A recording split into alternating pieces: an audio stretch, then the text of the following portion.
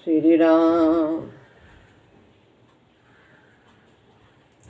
गुरुर्ब्रह्मा गुरुर्विष्णु गुरुर्देव महेश्वरः गुरु साक्षात् परब्रह्म तस्मै श्री गुरुवे नमः।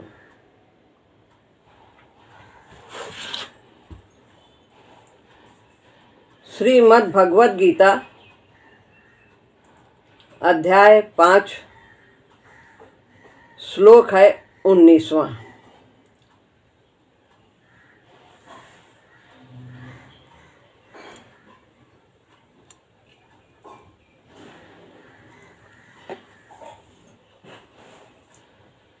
इहैव तैर्जितः सर्गो येषां साम्ये स्थितं मनः निर्दोषं हि समं ब्रह्म तस्माद् ब्रह्मणि ते स्थितः।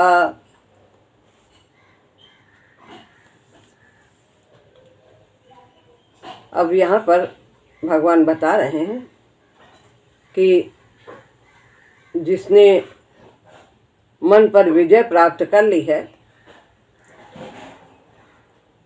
समता की स्थिति प्राप्त कर ली है, उसने यहीं पर ही इसी लोक में ही जन्म मरण को जीत लिया है।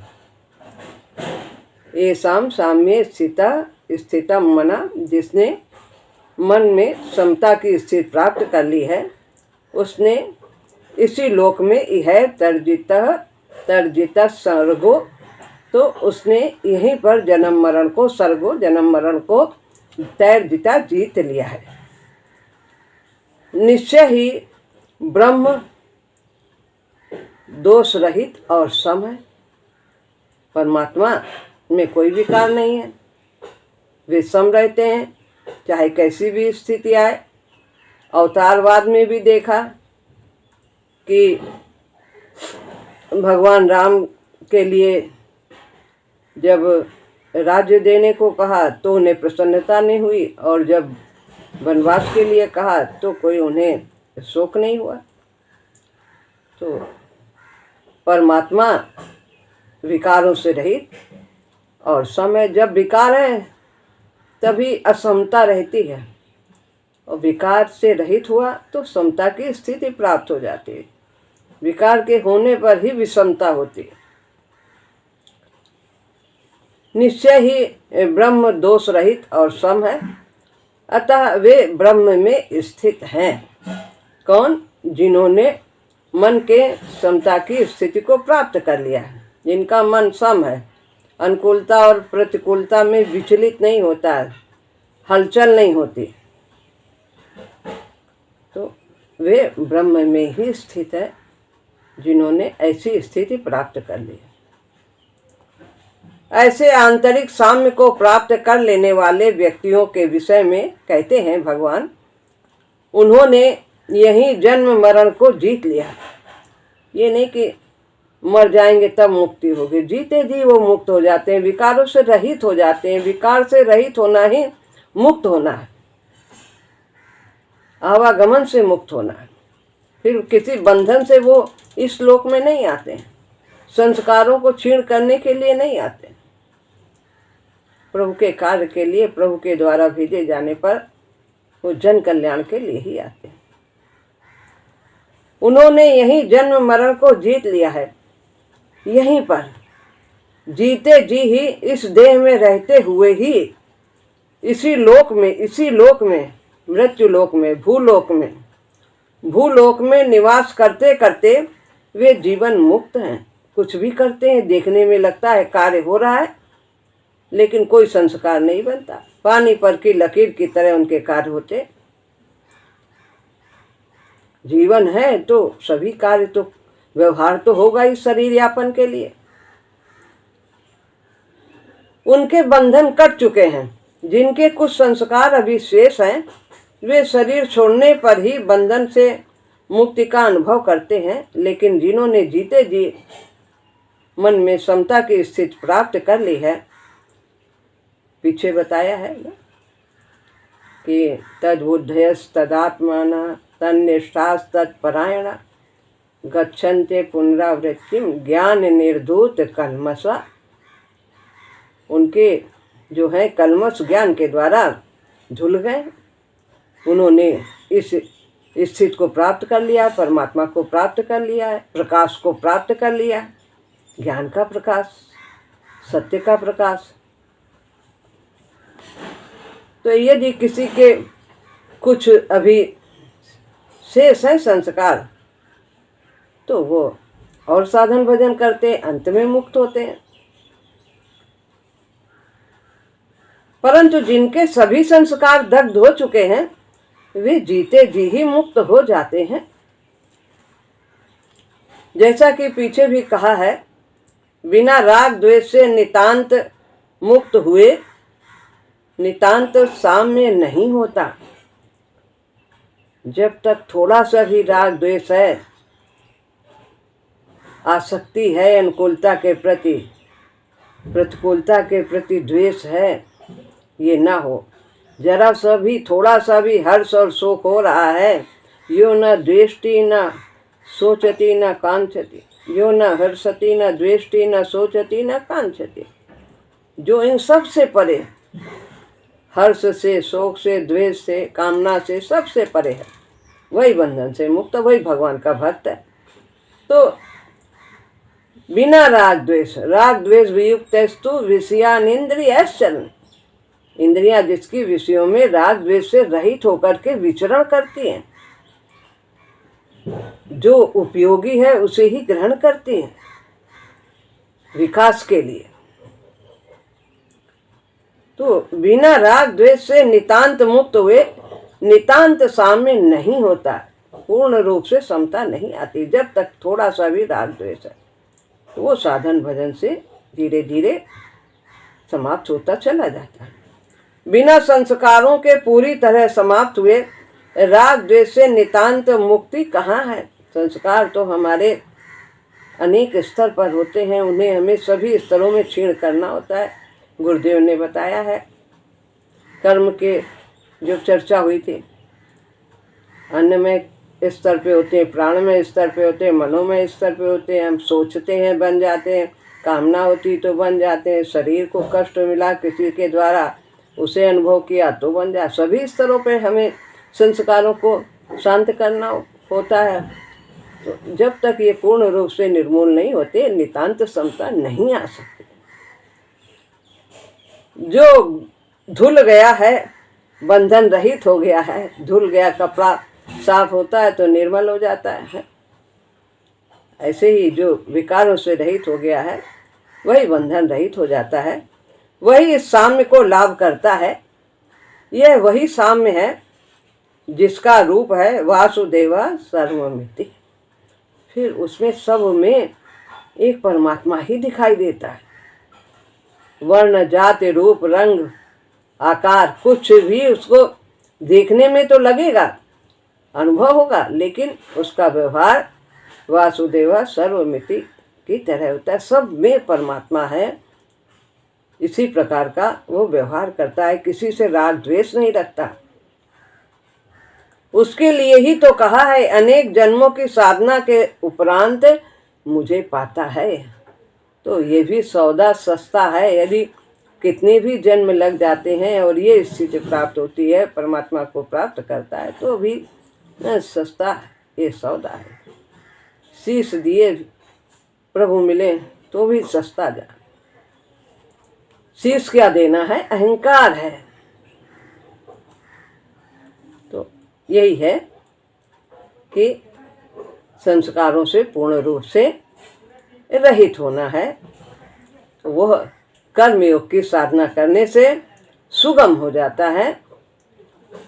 ज्ञान मार्ग से भी होता है, लेकिन वो थोड़ा क्लेशोधिक तरस्तेषाम अव्यक्ता सक्त चेतसाम। अव्यक्त विषय गति को प्राप्त करना ज्ञान मार्ग में थोड़ा कठिन है, क्योंकि देहाभिमान जल्दी नहीं जाता। ये देह, इससे मैंने ये किया, मैंने इतना तप किया, यज्ञ किया, मैंने ये त्याग दिया। ये देह ही तो त्यागता, आत्मा क्या छोड़ता है, क्या पकड़ता है? कुछ नहीं।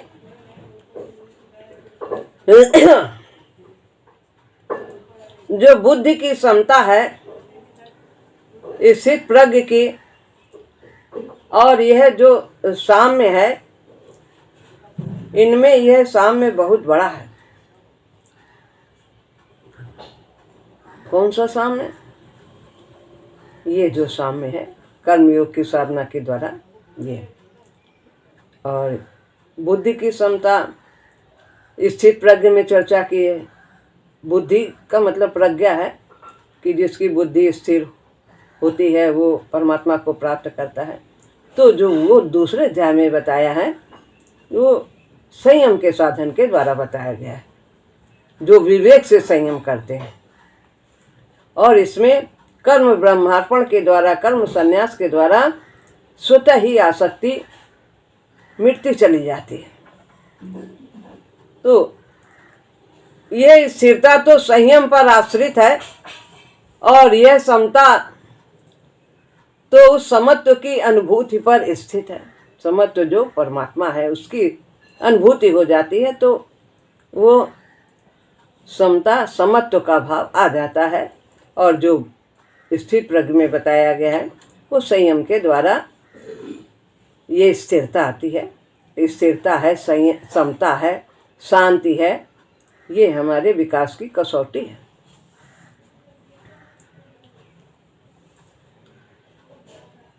अंतर बताते हैं, उसमें तनाव है, पतन का भय है। स्थित प्रज्ञ में जो विवेक के द्वारा स्थिरता प्राप्त की जाती है, स्थित प्रज्ञ, स्थिर जिसकी बुद्धि स्थिर है। और यहाँ पर समता की बात है, जो कर्मयोग की साधना है, तो वहाँ समता आती, समत्व बुद्धि हो जाती है, तो कुछ भी होता है वो सम रहता है। तो उसमें तनाव है, पतन का भय है, इसमें सौम्यता और निर्भयता है। थोड़ा तनाव रहता है, होता है ज्ञान मार्ग में, पतन की भी संभावना रहती है। पता नहीं कब कोई भी इंद्रिय बेकाबू हो जाए तो साधक पकड़ा जाता है विषयों के द्वारा। आँख ने देखा या कान ने सुना, कहीं भी आसक्ति हो गई, जिह्वा में हो गई, किसी भी तरह से रस उससे जुड़ गया, रस से मन, तो पकड़ा जाएगा, उसका चिंतन होगा। इसमें सौम्यता है, कोई तनाव नहीं, सौम्य रहता है, बाहर से भी सौम्य, अंदर से भी सौम्य, देखने में भी सौम्य, कोई हलचल नहीं कि जरा सा भी आई विषम परिस्थिति तो हाथ पैर फड़फड़ाने लगे, आंखें जो हैं वो भी बड़ी बड़ी दिखाने लगे लोगों को, ऐसा कुछ नहीं, सौम्यता रहती कैसी भी स्थिति। वो मुक्ति का मार्ग है, और ये साक्षात जीवन मुक्ति है। जीवन मुक्ति, जीते जी मुक्त हो जाता है। ये तो पूरा पूरा भगवान में ही निवास करता है, तो वह प्रभु में ही निवास करता है। प्रभु उसमें निवास तो करते ही हैं, और वो भी प्रभु में निवास करता है। ब्रह्म निर्दोष और सम है, जो अभी आया नीचे की पंक्ति का, ब्रह्म निर्दोष और सम है, विकारों से रहित है और सम है। ब्रह्म है परम तत्व, वही जो पुरुषोत्तम है, वह दोष रहित है, विकार रहित है। राग द्वेष काम क्रोध लोभ मोह तथा अहम आदि दोष हैं, यही सब विकार हैं, इनसे वो रहित है। इन्हीं के कारण विषमता होती है, विकारों के कारण तो विषमता होती है। कामना नहीं पूरी हुई तो विषमता हो गई, कामना हुई तो भी विषमता, चिंता लगी रहती कब पूरी होगी, कब पूरी होगी। क्रोध में भी विषमता, सभी विकारों में स्थिरता नहीं रहती। इन्हीं के कारण विषमता होती, विकारों के कारण हम कभी सुखी होते हैं, कभी दुखी होते हैं, यही विषमता होती है। भीतर विषम होता है, बाह्य जगत में उस विषमता का प्रतिबिंब पड़ता है, हमारे व्यवहार में प्रतिबिंब पड़ता है विषमता का। वो हमारा व्यवहार बदल जाता है, कभी कैसा होता है, किसी के साथ कभी अच्छा होता है, कभी बुरा होता है। जो जैसा करता है उसके साथ वैसा ही व्यवहार करते हैं। अदले की बदले की भावना रहती है, वो भी विषम हो जाता है। कोई प्रिय कोई अप्रिय हो जाता है, कोई ऊंचा और कोई नीचा हो जाता है। भगवान तो इन दोषों से रहित हैं, दीन दयाल हैं। उनके लिए अमीरी गरीबी का कोई भेद नहीं। मानव एक भगति करना था। अधम ते अधम अधम यति नारी, अतिन महामय मति मंद गवारी। कह रघुपति सुनु भामिनी बाता, अमानहु एक भगति करनाता। मुझे इस सबसे जाति वर्ण गरीबी अमीरी रूप रंग से कोई मतलब नहीं। सबरी के जब ऐसा सबरी ने कहा तो भगवान ने यही उत्तर दिया। तो भगवान तो इन दोषों से रहित हैं और वे सम हैं। इन दोषों के अभाव में ही तो समता संभव है। ब्रह्म सम है, निर्दोष है। समोहम सर्वभूतेषु न मे द्वेषोस्ति न प्रिया। मैं सब में समान रूप से हूँ। कोई अप्रिय है, प्रिय है, मेरा भजन करता है, नहीं करता है, मुझे कुछ अपशब्द भी बोलता है तो भी मैं उसके अंदर सब में समान रूप से। मेरे लिए कोई प्रिय और अप्रिय नहीं, पर जो मुझे मेरी आज्ञा का पालन करता है वो मुझे अति प्रिय है। सोई बालक मम अति प्रिय सोई, मम अनुशासन मानई जोई। प्रिय तो सभी हैं, पर अति प्रिय में कुछ है बात। मैं सभी भूतों के प्रति सम हूँ, न मेरे लिए कोई द्वेष के योग्य न प्यार के योग्य, अर्थात राग तथा द्वेष किसी के लिए भी नहीं है। विषमता हो तो भगवान भगवान नहीं रहता, शैतान बन जाएगा। फिर व्यवहार अगर अलग अलग होगा तो किसी को प्यार करेगा, किसी को नहीं प्यार करेगा, तो फिर वो भगवान कैसे कहे जाएंगे। वो मानुषी स्तर पर उतर आता है, वो सम है, इसीलिए सभी का है और सब कोई उसके हैं। वो सम है तभी तो सभी की उत्पत्ति का स्थल और सबका आधार है। सभी को उत्पन्न करते हैं भगवान, सभी उन्हीं के द्वारा जन्म लेते हैं। वो सम है तभी तो सबको स्थान दिया है, सभी में बसा हुआ है, सभी को अपने में रखा है। भगवान को सम कहा जाए, इस नाम से पुकारा जाए तो उचित ही होगा। सत्य कहा जाता है उन्हें, और सम भी अगर कहा जाए तो भी उचित होगा, शांत भी कहा जाए तो भी उचित होगा। मैं शांति स्वरूप हूँ, मैं ज्ञान स्वरूप हूँ, मैं सत्य स्वरूप हूँ, आनंद स्वरूप हूँ, प्रेम स्वरूप हूँ। क्योंकि प्रभु सम है। जो समत्व की चेतना को लाभ किए हैं वो सम में स्थित है। जो जिसने इस चेतना को प्राप्त कर लिया है, प्रभु की चेतना को, वो भी प्रभु के जैसा व्यवहार करता है, वो भी निर्दोष हो जाता है, वो भी सम हो जाता है। उसे बंधन कैसा? भगवान में रहकर बंधन की संभावना ही नहीं रहती है। अब 20वां श्लोक है। ऐसे ही संत का और परिचय देते हैं। ये संत का के व्यवहार का परिचय दिया, मन की स्थिति का परिचय दिया, और वो क्या करता है और बताते हैं भगवान कि जिसने परमात्मा को जान लिया है, पा लिया है, उसकी और क्या स्थिति होती है। 20वां श्लोक है। ना प्रहस्येत प्रियं प्राप्य, नो द्विजेत प्राप्य चाप्रियं, स्थिर बुद्धिरसम्मूढ़ो ब्रह्मविद ब्रह्मणि स्थितः। ब्रह्मवेत्ता, ब्रह्म में स्थित हुआ व्यक्ति प्रिय को प्राप्त कर प्रहर्षित नहीं होता। वही दूसरे अध्याय के जो चर्चा है यहाँ पर भी है कि प्रिय को प्राप्त करके वो हर्षित नहीं होता और अप्रिय को प्राप्त कर उद्विग्न नहीं होता, विकार नहीं होते उसमें। उसकी बुद्धि स्थिर होती है और उसे कभी मोह नहीं होता है। स्थिर बुद्धि असम्मूढ़ हो, तो वो असम्मूढ़ रहता है, मूढ़ता नहीं होती है, मोह नहीं होता। ब्रह्मविद, ब्रह्म को जानने वाला, जिसे बौद्धिक बोध है श्रवण तथा मनन से,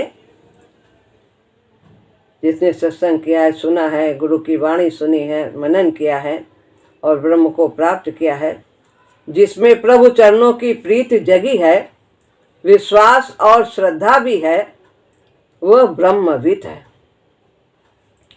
गीता की भाषा में हम उसे ज्ञानी या ज्ञानवान कहेंगे। ज्ञानी त्वात्मैव मे मतम, ज्ञानी तो मेरी ही आत्मा ही है। और ज्ञानी प्रभु विशेष प्यारा, जो चतुरन मा नाम आधारा, ज्ञानी प्रभु विशेष प्यारा।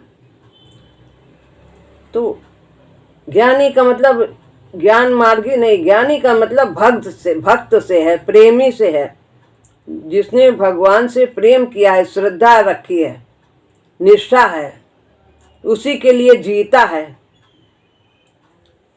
देखिए अध्याय 7 श्लोक 16 चतुर्वेदा भजन्ते मां है, उसमें 4 प्रकार के मेरे भक्त, आर्ति जिज्ञा सुरर्थार्थी ज्ञानी चा भरतर सब। तो वह अभी साधक है, अनेक जन्मों के उपरांत वो प्रभु को पाता है। बहु नाम जन्म नामन्ते, बहु जन्मों के पश्चात करते करते साधन तो वो भगवान को प्राप्त कर लेता, आगे बढ़ता रहता है। ब्रह्मण स्थितः, तो ब्रह्मविद का मतलब है ब्रह्म को जानने वाला, जिसने श्रवण मनन से प्रभु को जानने की चेष्टा की, ज्ञानी है जो। ब्रह्मण स्थिता, तो भगवान में स्थित निवास करने वाला व्यक्ति है वो, जिसने उसे पा लिया है, जिसके लिए वियोग समाप्त हो गया है, सदा सुहागी रहता है, कभी भगवान से अलग होता ही नहीं है। वो हर समय वो प्रभु के साथ युक्त रहता है, अनुभूति उसकी बनी रहती है। जो सिद्ध संत हैं, जो सदैव शुक्ल कार्य ही करते हैं, जो जीवन मुक्त हैं, जिनकी चर्चा ऊपर हुई है, वो ब्रह्मण स्थित है, ब्रह्म में स्थित है। ब्रह्मविद कहने का विशेष प्रयोजन, क्या ब्रह्म स्थित बिना ब्रह्मविद हुए संभव है? क्या ब्रह्म स्थित बिना ब्रह्मविद हुए संभव है? नहीं। पहले तो दर्जा 1 में 2 में पढ़ेगा तभी तो एमए में जाएगा। जब श्रवण मनन आदि करेगा, सुनेगा, श्रद्धा जगेगी, प्रेम होगा, भगवान की भक्ति होगी, तो फिर वो ब्रह्म स्थिति के प्राप्त करेगा।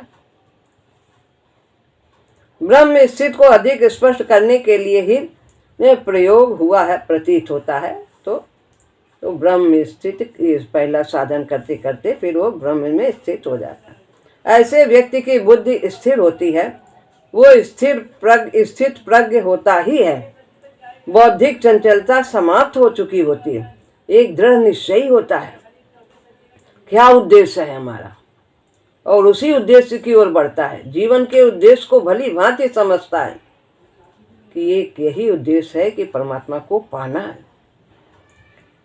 तभी तथ्य का ठीक ठीक भान होता है, चंचलता समाप्त हो जाती है कि किधर जाएं, इधर जाएं, ये करें, क्या करना चाहिए, क्या नहीं करना चाहिए, संसार की ओर जाएं कि भगवान की ओर जाएं, तो वो उसकी मति स्थिर होती है, निश्चयात्मिका बुद्धि होती है। बाह्य उतार चढ़ाव से, प्रकृतिगत स्पर्शों से दोलायमान नहीं होता।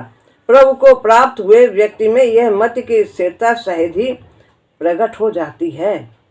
तो जो प्रभु को, जिसने ब्रह्म स्थिति प्राप्त कर ली है, तो वो ऐसी स्थिति को प्राप्त कर लेता है। वो उसका मन दोलायमान नहीं होता, बुद्धि दोलायमान नहीं होती, क्या करे क्या ना करे, क्या ठीक है, निश्चय एक भली प्रकार से निश्चय रहता है। भले ही उसने विशेषकर उसे प्राप्त करने के लिए साधना न की हो, कोई बहुत बड़ा कार्य नहीं किया है, फिर भी उसके अंदर भक्ति है। कैसी गोपियां थी कि सहज में ही वो स्थिति प्राप्त कर दे।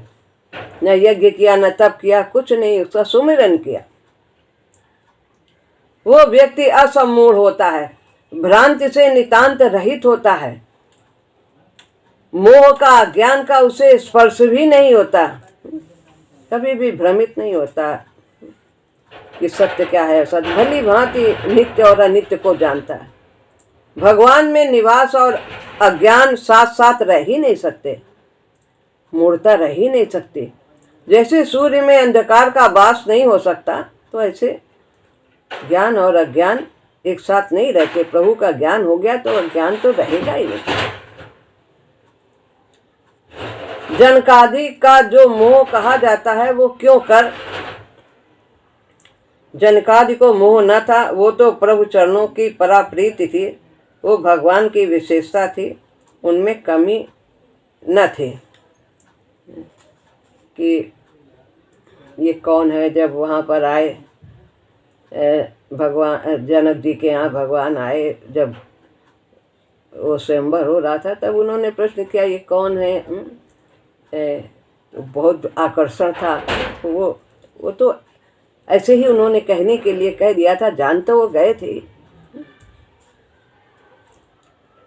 वो किसी कारण से भी हुआ हो, विश्वामित्र के मुंह से सुनना चाहते, लेकिन भगवान ने इशारे में मना कर दिया। परंतु यह निश्चित है कि जब व्यक्ति प्रभु में निवास प्राप्त हो गया है, व्यक्ति को प्रभु में निवास प्राप्त हो गया है, तो फिर मोह नहीं होता। यह ब्राह्मण स्थिति एकदम से पूरी नहीं होती, एकदम से नहीं होता। दर्जा 2 का एकदम से नहीं पहुंच जाएगा 10 में। भागवती चेतना क्रमशः स्थायी भाव में उतरने लगती है। जितना भाव बनता है वो दृढ़ हो जाता है, फिर और भाव बनता है, फिर और भाव बनता है। इस प्रकार जितना आगे बढ़ा वो बढ़ता ही चला जाता है। पहली अवस्था में संस्कार अभी शेष रहते हैं और उनके क्षय के लिए भागवती चैतन्य का कुछ समय के लिए हटना ही आवश्यक और हितकर होता है विकास की दृष्टि से। तो एकदम से प्रभु का यंत्र नहीं बन जाता है, करते करते होता है। विकास की दृष्टि से क्रमशः विकारों और संस्कारों का क्षय होने लगता है, फिर गलती होती, फिर ठीक करता, फिर और आगे बढ़ता, फिर और उस चेतना का निर्वाध साम्राज्य स्थापित हो जाता है धीरे धीरे। फिर वही व्यक्ति असम्मोह की स्थिति प्राप्त कर लेता है, अर्थात वो कभी भी मोह में नहीं पड़ता। ऐसे संत की क्या दशा होती है? वो प्रिय को पाकर खिल नहीं उठता, हर्षित नहीं होता कि बहुत अच्छा हुआ, खूब ढोल नगाड़े बजा रहे हैं और खूब मिठाई बांट रहे हैं, बड़े अच्छे दिन आ गए, धन्यवाद है प्रभु जो भी दिया, धन्यवाद। सुख है भी, वो भी कल्याण के लिए, दुख है वो भी। वो प्रिय अनुभूति उसमें ज्वार भाटे की तरह उभाड़ नहीं लाते, वो छोटी सी लहर की तरह समा जाती है। जैसे सागर में कितने लहरें आती हैं, सब उसी में समा जाती है, बिना कुछ नुकसान के बाढ़ नहीं आती। वो छोटी सी लहर की तरह समा जाती है उसकी समता में। दूसरे अध्याय में कहा है ना, आपो रिमाण मचल प्रतिष्ठन, पूरा श्लोक है इसमें। तो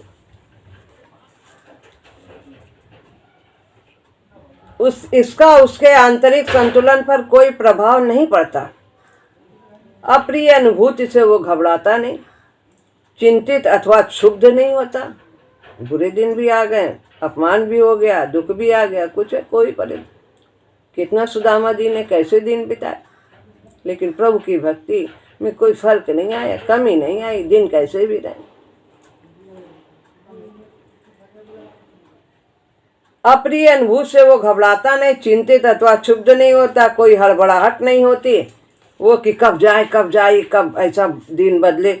वो बिना चेष्टा के ही अपना सहज स्वामी बना रहता है, अपने इंद्रियों के गुलाम नहीं होता, मन का गुलाम नहीं होता। स्वामी है आत्मा, तो हम स्वामी हैं। ये सब सुख दुख ये सब मन को प्रभावित करते हैं, ये मन के विकार हैं। आत्मा में कोई विकार नहीं, तो वो अपना स्वामी अपनी दृढ़ स्थिति में रहता है।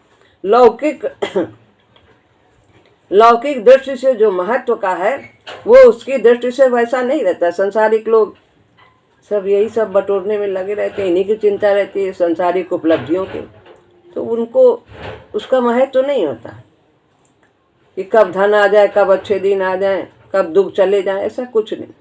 वो तो काल के अनंत पटल पर उस कारीगर को अपनी तस्वीर खींचता हुआ, रंग लगाता हुआ, मिटाता और बनाता हुआ देखा करता है। वो सब कर रहा है, प्रभु कर रहे हैं, वही सब लीला कर रहे हैं, वही सब तरह तरह के चित्र बना रहे हैं, स्थितियाँ ला रहे हैं, ये सब उनकी लीला है। वो हमारे परम सुहृद है।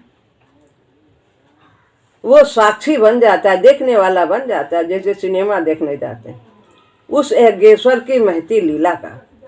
इसका अर्थ है कि संत के भीतर संतुलन बना रहता है, ना दिमाग में ही हलचल होती है, ना दिल में ही तूफान आते हैं, और ना आँखों पर मोह का पर्दा पड़ता है। वो भीतर बाहर संतुलित और स्वामी बना रहता, समता बनी रहती है, और अपने वो आत्मवान रहता है, आत्मा का स्वामी रहता है, मन बुद्धि इंद्रियों का स्वामी रहता है। आगामी श्लोक और अधिक परिचय देता है ऐसे संत का। खूब भगवान चर्चा कर रहे हैं संत की स्थिति का, कि उसका व्यवहार कैसा होता है, उसका मन बुद्धि सब, ये सब किस प्रकार से अनुभव करते हैं, तो सब अभी और अगला श्लोक में संत की चर्चा होगी। बहुत सुंदर है, भगवान ने बताया है, बहुत अच्छा वर्णन किया है हम लोग को समझाने के लिए। श्री राम।